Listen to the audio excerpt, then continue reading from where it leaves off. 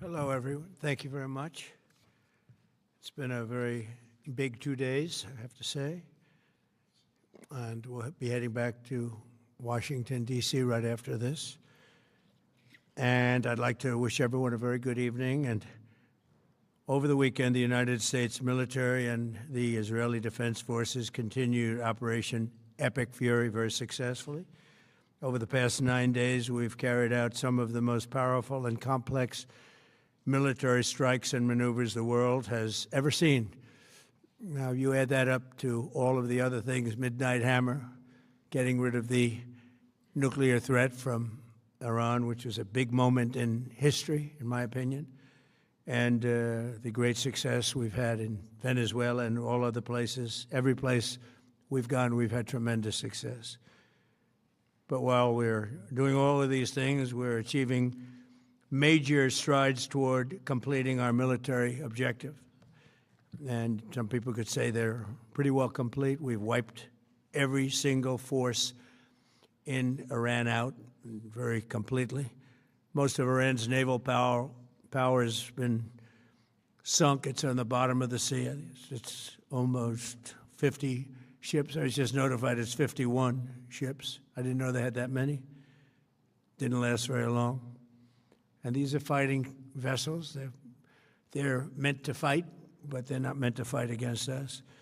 We continue to target Iran's drone and missile capabilities. Their drones are way down. Their drone manufacturing has been hit starting today.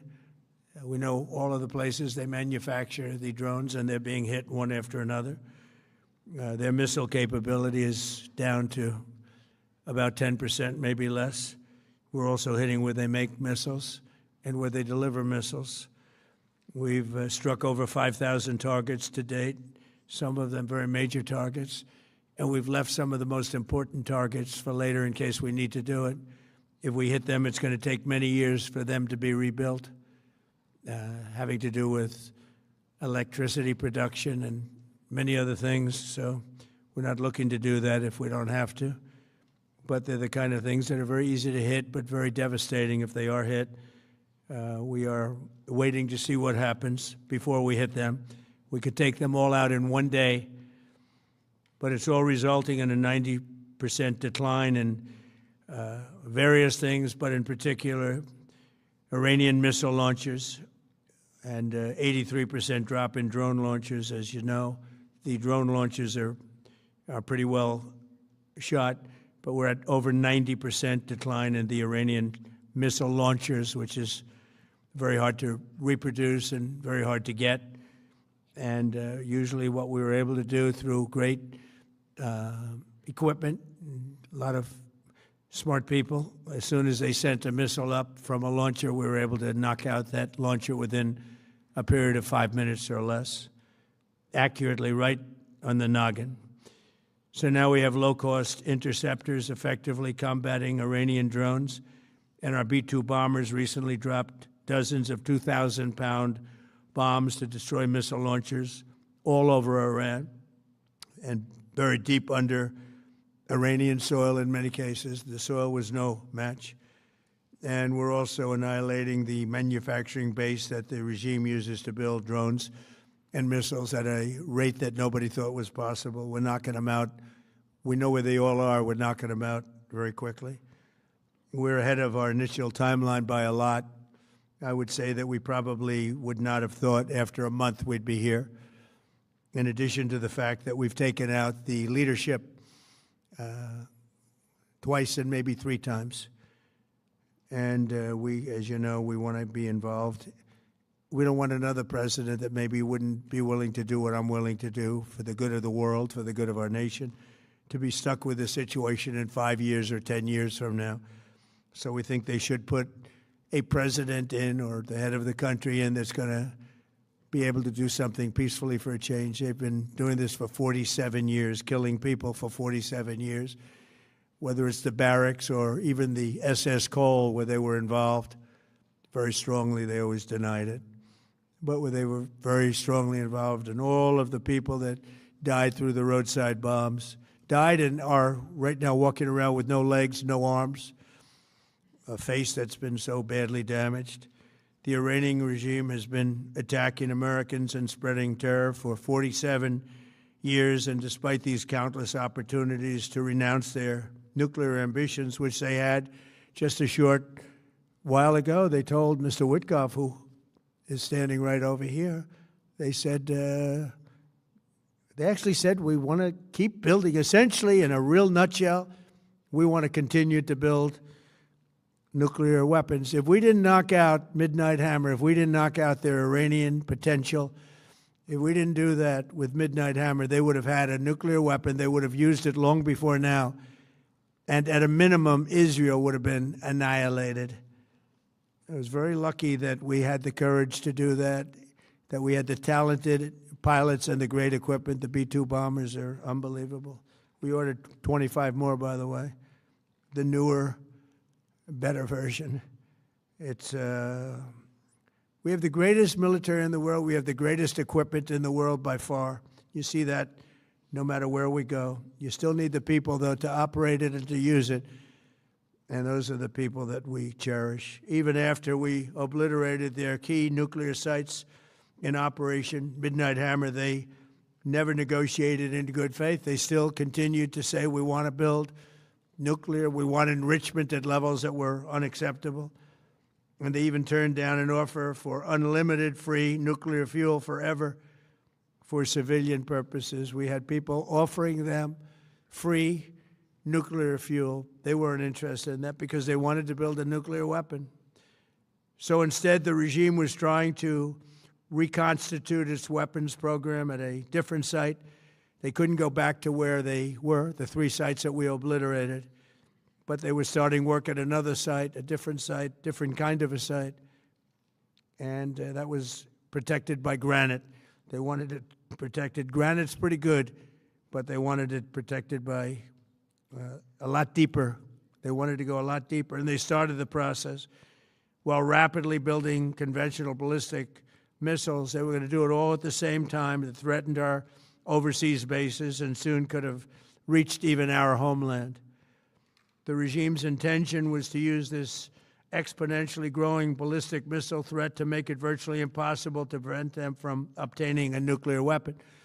So as you probably saw, they had a tremendous number of missiles, most of which are now being used or destroyed, and very unsuccessfully used because we have been able, for the most part, to shoot them all down. What incredible technology. The Patriots have been unbelievable, and other things. And the laser technology that we have now is incredible. It's coming out pretty soon. Where literally lasers will do the work of, at a lot less cost, do the work of what the Patriots are doing or what other things are doing. The situation was very quickly approaching the point of no return, and the United States found it intolerable, in my opinion, based on what Steve and Jared and Pete and others were telling me, Marco, so involved, that I thought that they were going to attack us. I thought they would, if we didn't do this at the time we did it, I think they had in mind to attack us. And if you notice, they did something which was very foolish, very stupid, I would say. They attacked their neighbors. And their neighbors were largely neutral, or at least weren't going to be involved, and they got attacked. And it had the reverse effect. The neighbors came onto our side and started attacking them, and actually quite successfully. If you look at Saudi Arabia, you look at UAE, Qatar, and others, but they were strong and they were smart, but they got attacked. Nobody, when I first heard it, I said, no, somebody made a mistake. There was no mistake. UAE had over 1,000 missiles shot at it, knocked them almost all down. On the very first day I came down the escalator in 2015, I said, quote, I will stop Iran from getting nuclear weapons, and all I'm doing is keeping my promise. Think of that. That was in 2015. I said it. It was a threat then and a much bigger threat now, but no longer a threat, not for a long time anyway. We want to keep it that way. As we continue Operation Epic Fury, we're also focused on keeping energy and oil flowing to the world. and I will not allow a terrorist regime to hold the world hostage and attempt to stop the globe's oil supply. And if Iran does anything to do that, they'll get hit at a much, much harder level. I will take out those targets that were easy and that I mentioned just before. We'll take them out so quickly, they'll never be able to recover, ever. If they want to play that game, they better not play that game. In the long run, oil supplies will be dramatically more secure without the threat of Iranian ships, drones, missiles, nuclear menace, or anything. So the Strait of Hormuz is going to remain safe. We have a lot of Navy ships there. We have the best equipment in the world, inspecting for mines. Again, most of their ships are down at the bottom of the sea, but we will hit them so hard that it will not be possible for them or anybody else helping them to ever recover that section of the world if they do anything. In recent years, the regime and its terror proxies have launched attacks on hundreds of commercial vessels. We're putting an end to all of this threat once and for all, and the result will be lower oil prices, oil and gas prices for American families. We've done that. We've done it. We brought it very low. This was just an excursion into something that had to be done. We're getting very close to finishing that, too. In the meantime, during this brief disruption, the United States is offering political risk insurance to any tankers operating in the Gulf. So we're putting up risk insurance. We'll perhaps go alongside of them for protection. We don't think it'll be necessary if it is. And if they do anything, the price will be incalculable. It will be so great that they will have wished they never did it, because you have to keep the straits flowing. With all of that, it affects other countries much more than it does the United States. It doesn't really affect us. We have so much oil. We have tremendous oil and gas, much more than we need. We have Venezuela now as our new partner, great partner. They've worked out so wonderful. We're working with the administration, the president, and it's a massive source of oil, gas, everything. But we're in a very good position, but very unfair to other parts of the world, like China as an example. I mean, we're doing this for the other parts of the world, including countries like China. They get a lot of their oil through the straits. So we're doing this. We have a very good relationship with President Xi in China. I'm going there in a short period of time, and we're protecting the world from what these lunatics are trying to do, and very successfully, I might add. We're also waiving certain oil-related sanctions to reduce prices. So we have sanctions on some countries. We're going to take those sanctions off till this straightens out. Then who knows, maybe we won't have to put them on. There'll be so much peace. But when the time comes, the U.S. Navy and its partners will escort tankers through the strait if needed. I hope it's not going to be needed, but if it's needed, we'll escort them right through. And we have the greatest mine-sweeping ability. We have the greatest ships, and all of the, we know exactly where they're placed. We'll get them out of there very fast, but we hope we don't have any of that. And again, if they do that, if they play that game, we're going to hit them at a level that they have not seen before. So we're winning very decisively. We're way ahead of schedule. Our military is the greatest in the world, with the greatest equipment and the greatest people in the world. Nobody's ever seen anything like it. Iran's a very powerful country. They were going to take over the Middle East. If we did not hit them, they were going to take over the Middle East. They had thousands and thousands. Since their last hit, they had thousands and thousands of missiles and everything else. Most are now destroyed. But they were going to take over the Middle East. Those weapons were aimed at Middle Eastern countries that had nothing to do with this. They were going to take over the Middle East, and they were going to try and destroy Israel. So we stopped it with good timing, and we're very proud to be involved in this, and it's going to be ended soon. And if it starts up again, they'll be hit even harder. Thank you very much for being here. Go ahead. Any questions? Thank you so much. Go ahead. Do you approve of Iran's new supreme leader? And secondly, can you tell us more about your call with Russian President Vladimir Putin today? Yes. What did you discuss? Yes, I had a very good call with President Putin. We had a lot of people on the line from our side, from his side. We were talking about Ukraine, which is just a never-ending fight. And look, there's tremendous hatred between President Putin and President Zelensky. They can't seem to get it together.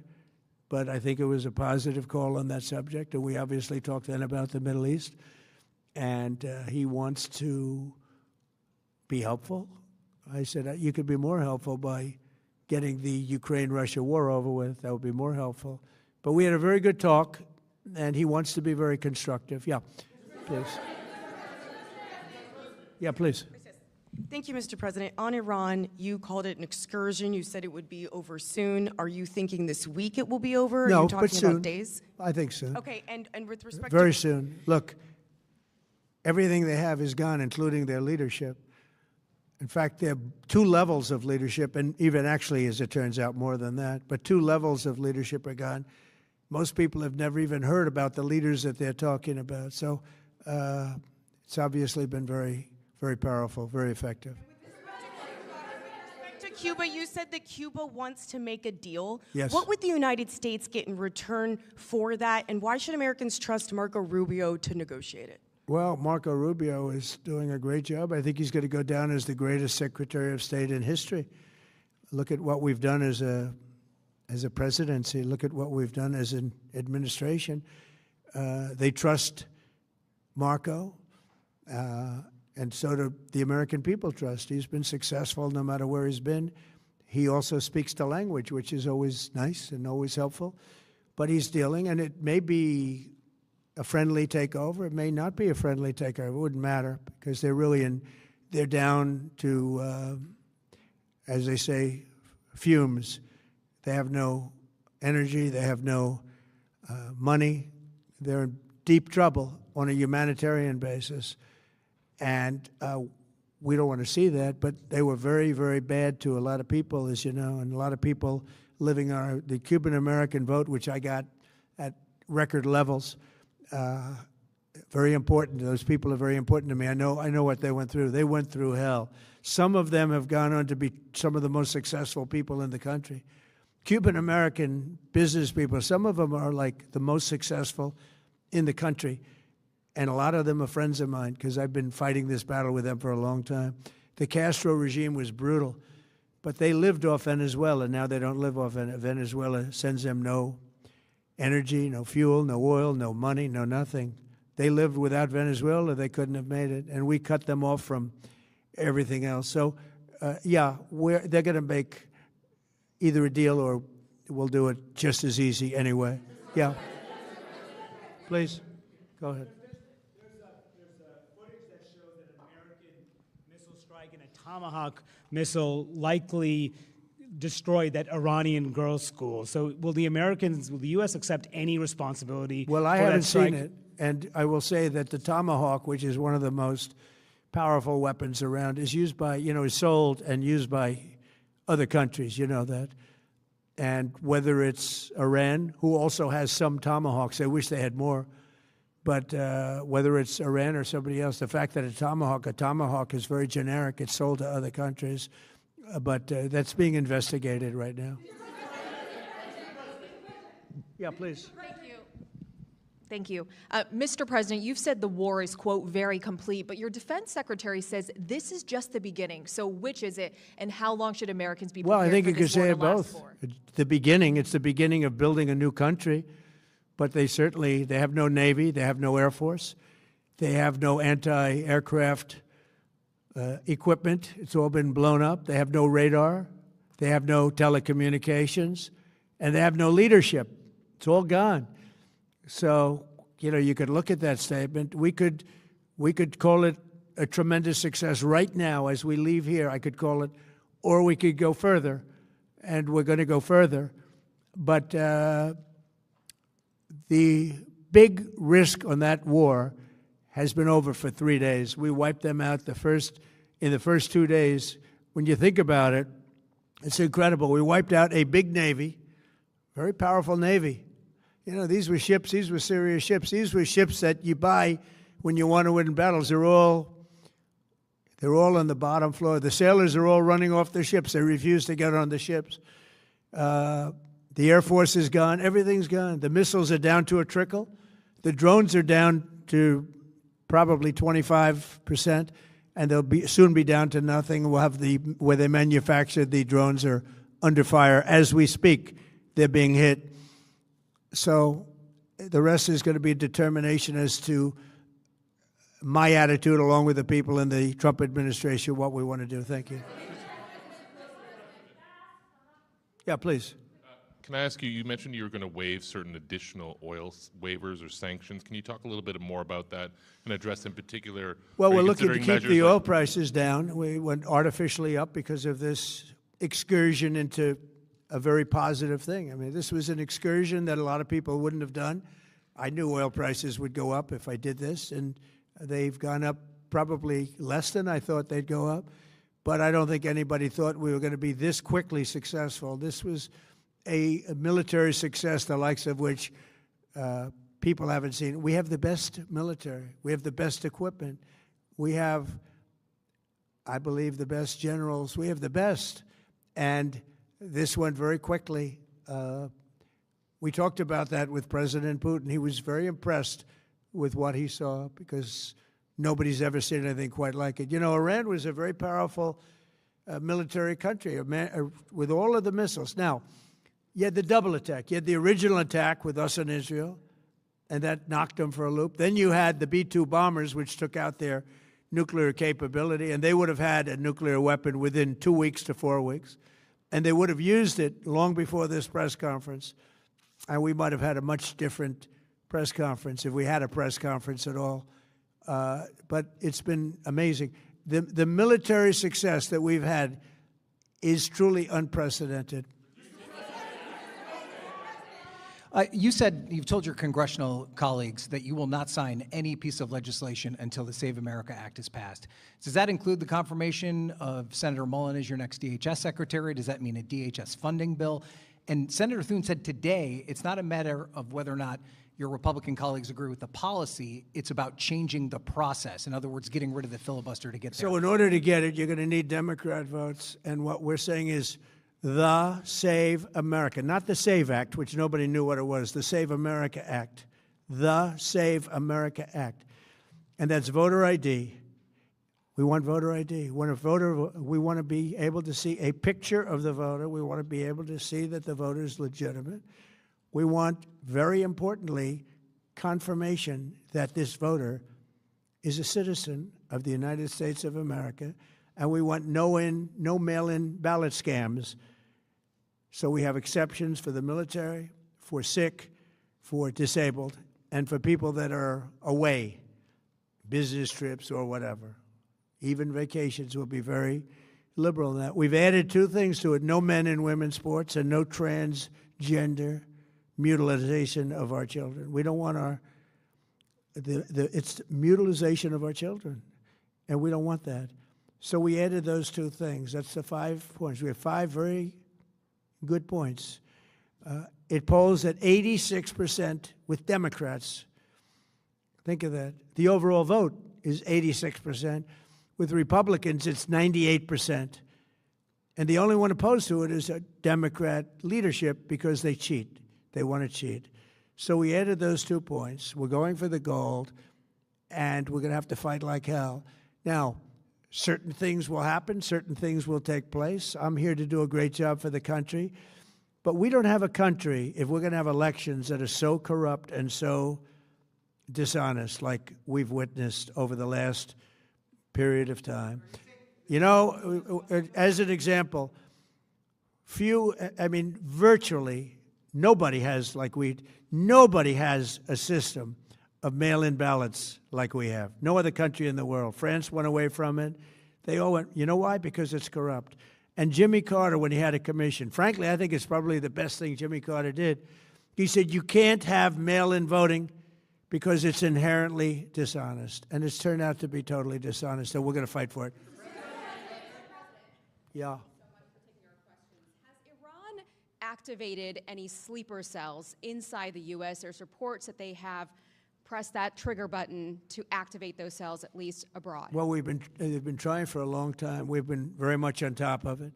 One of the things we have to do is get the Democrats to stop the Democrat shutdown, because, as you know, the apparatus that looks into that, Schumer and the Democrats have shut it down, which tells you they probably hate our country a lot. But the Democrats have to open that up. But we've got very, very good intelligence into that. We know a lot of different things that have happened that have been very bad. A lot of them came in during the Biden open border period, but we have them under, we've got them, we're watching every single one of them. Yeah, we know a lot about them. The biggest problem we have is the Democrat shutdown. We know a lot about them, but the shutdown doesn't allow us to do what we have to do. Do you have to take him out? Does he have a target on his back? You mean the new Supreme Leader? You mean the son? How can there be an Iran with Well, another I Ayatollah? don't want to say that, but you know, I was disappointed because we think it's going to lead to just more of the same problem for the country. So I was disappointed to see their choice. Thank you, sir. You've said you have someone in mind to be the new Iranian leadership, if not the Ayatollah's son. What are you looking for in that person? Are you looking at someone internal, given that you just said that their leadership has been I decimated like the and idea wiped of, out? internal and eternal, come to think of it. But I like the idea of internal because it works well. I mean, I think we've proven that so far in Venezuela. We have a woman, Delcy, who has been, president of the country, very respected, she's doing a great job. And it's, no disruption. We had, as you remember, Iraq, where everybody got fired. The military got fired, the police got fired, the politicians got fired. There was nobody. And you know what they turned into? ISIS. And we don't want that. We don't want that. So I would like to see people that are inside go. Now, they talk about the son of the Shah. They talk about other people. But, hasn't been there in many, many years. We have a formula that's been very good so far, and I think it'll continue to be good. The relationship is extraordinary with Venezuela, smart country. We've taken out 100 million barrels of oil. It's right now in Houston being taken care of and made so beautiful. And you have to see this at work. They have, it's brought to the refineries. It's being refined in Houston, which is made exactly for that product. And so far, but it's 100 million barrels of oil, and now they have another 100 million barrels coming. And it's like a partnership. We're getting along so well with them. It's great for Venezuela, and it's great for the United States. Yeah, please go ahead.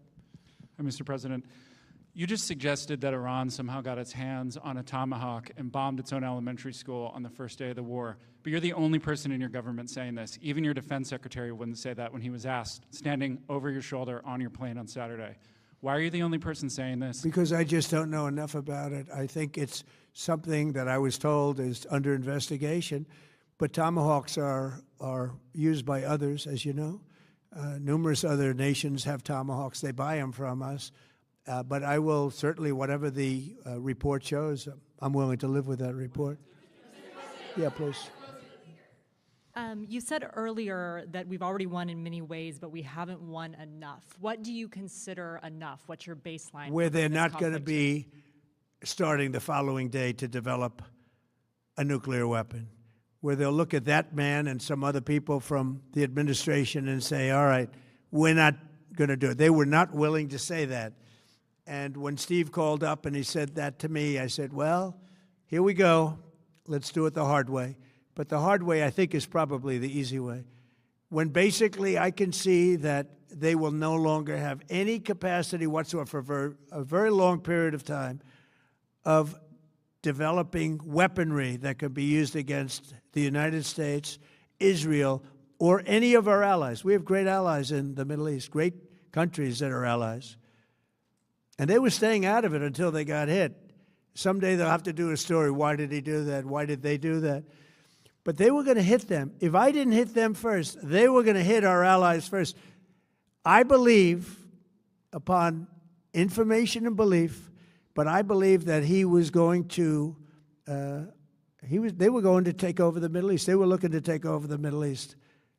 Now, had Operation Midnight Hammer not taken place, that was definite, because they would have had a nuclear weapon within a matter of weeks. But that took place. That was a setback. But look at the number of missiles they were able to buy and make over the last 6 months. And those missiles were aimed at various countries. And when you look at over 1,000 missiles shot at like UAE, they were looking to take over the Middle East. We got there first. We're lucky. I'll tell you what, the Middle East and those countries, very rich countries, are very lucky that I was president instead of somebody else.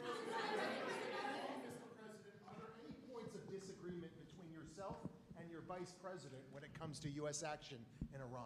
I don't think so, no. No, we get along very well on this. He was, I would say, philosophically a little bit different than me. I think he was maybe less enthusiastic about going, but he was quite enthusiastic. But I felt it was something we had to do. I didn't feel we had a choice. If we didn't do it, they would have done it to us. I felt, based on the negotiations that were being had by Steve Witkoff and Jared Kushner and Marco and Pete, and everybody was involved, I felt that they were looking to tap us along before they hit, and I thought they were going to hit. And if they hit us first, that would have been a very bad thing. In the back, please, in the back.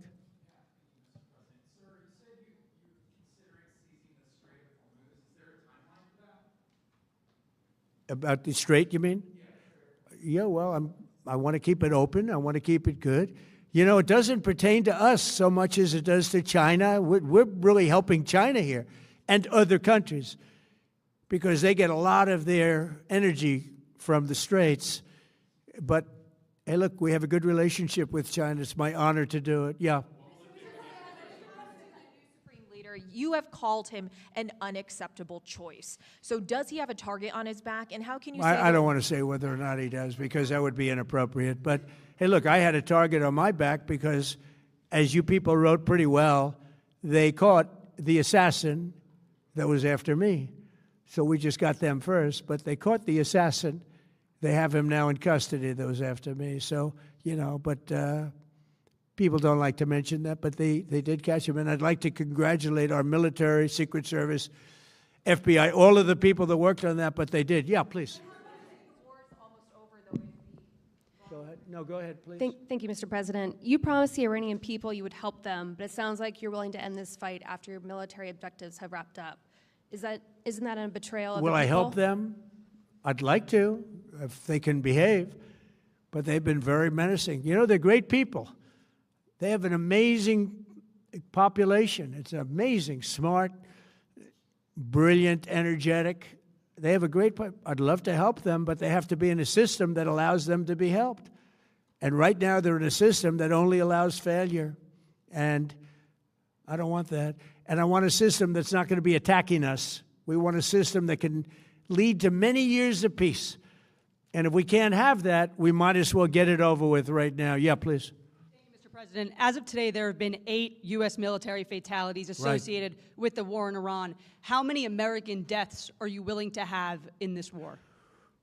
Well, as I said before, when you have conflicts like this, you always have death. And I was at Dover yesterday. I met the parents, and they were unbelievable people. They were unbelievable people, but they all had one thing in common. They said to me one thing, every single one: finish the job, sir. Please finish the job. And I'll leave you at that. Thank you very much, everybody. Thank you.